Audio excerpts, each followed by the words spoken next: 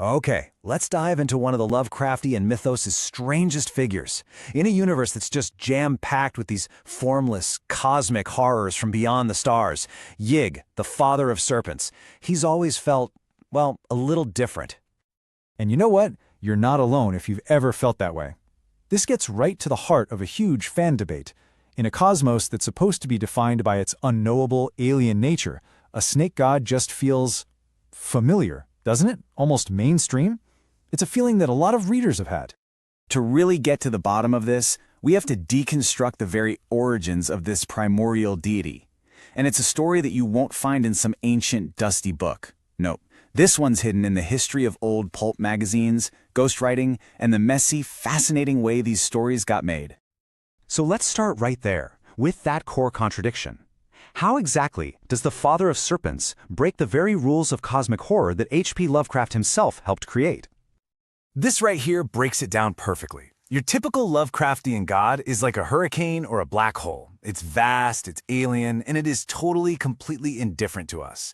But Yig? He's a whole other deal. He's got clear, almost human motivations. He's a protector of his kids, the snakes. He gets angry. He punishes a very specific sin, hurting his children. And you can even calm him down. That's not cosmic indifference. That's a god with a rule book you can actually read. So where on earth did this very different kind of god come from? Well, the secret isn't in some lost city of Ryla. It's in the archives of old pulp magazines and a really interesting creative partnership. Here's the twist.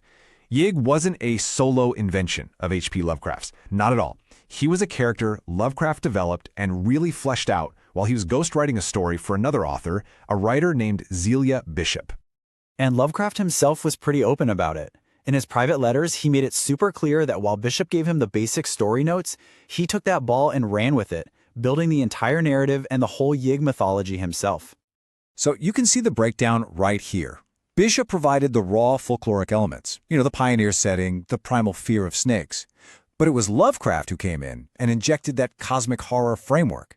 He's the one who came up with the name Yig, the whole idea of a divine curse, and that absolutely chilling ending in the asylum with the monstrous, snake-like children.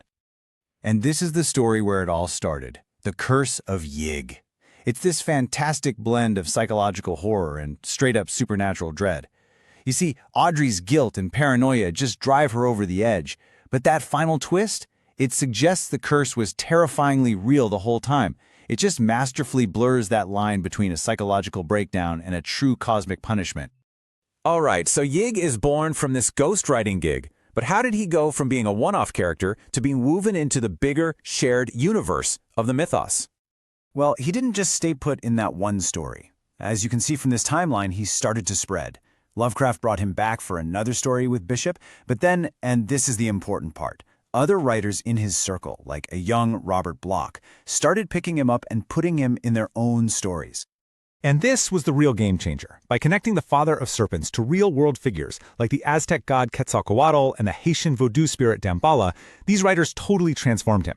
Suddenly, he wasn't just some local boogeyman from Oklahoma.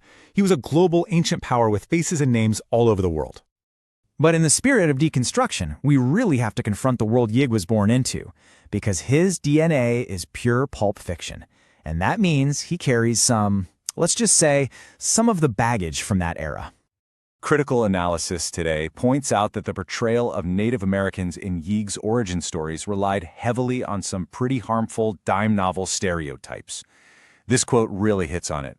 Characters often spoke in this simplified, theatrical way that was a common and, frankly, lazy trope back in the day. And it wasn't just that first story.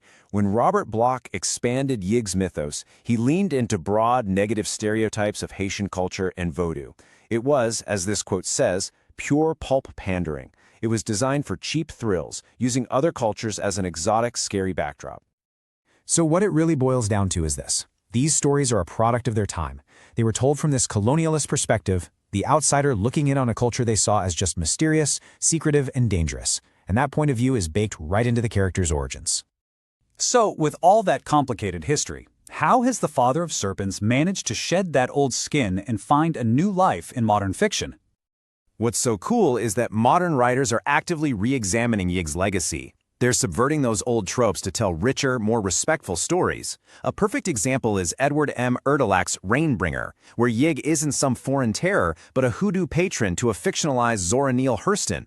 It grounds the mythos within the actual culture, giving agency back to the people the original stories just used as props. The poet Anne K. Schwatter captures this feeling so perfectly. It's this idea of moving beyond the problematic past, of driving on to find something new, something cleaner in the lore.